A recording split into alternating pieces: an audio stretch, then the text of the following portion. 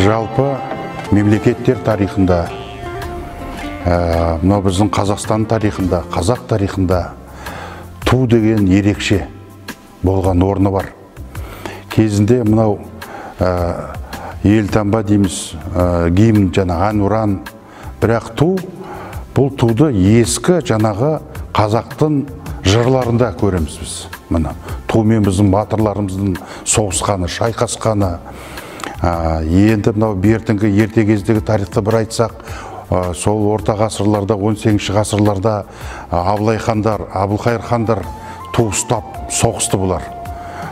Туды сонымен мынау кейін Кенесары хандар, Исатай Махамбеттер дегендей, сол Кенесары ханның көтерген туы шайқасқа кіргенде 10 тумен кіреді екен.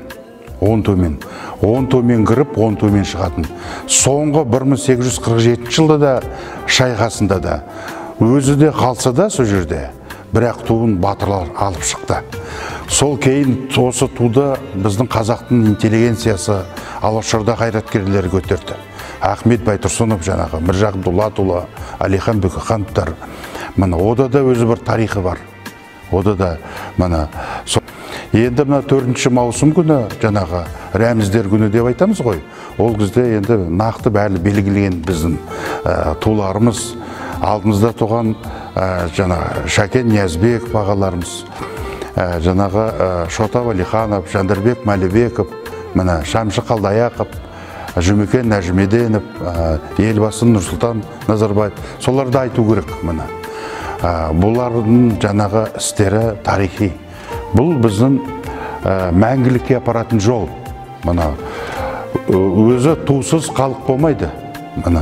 Сондан бізде қазақ халқы әрқашанда атқа мініп туыстаған ел ғой. Сонда біз туды құлатпаған елміз, туды жықпаған елміз, тумен жеңген елміз. Сол кездегі кешегі Абылай ханның көтерген туы, Кенесарының көтерген туылары, Қабанбай, Бөгенбай, Исатай Махамбет, кешегі Райымбек батырлардың туын, сол тудың нүктесін кешегі Рейстаққа Рақымжан Қошқарбаев біздің аталарымыз туын қойды биігіне. Сондықтан қазақ халқы үшін ту деген бір ерекше. Себебі мен енді шетелде болдық, мемлекеттерде. Сонда бір конференция болады ма, бір саммиттер болады ма, сон не бір қазақтың туын көріп қалғанда бір жасап қалам өзім, қуанып қалам.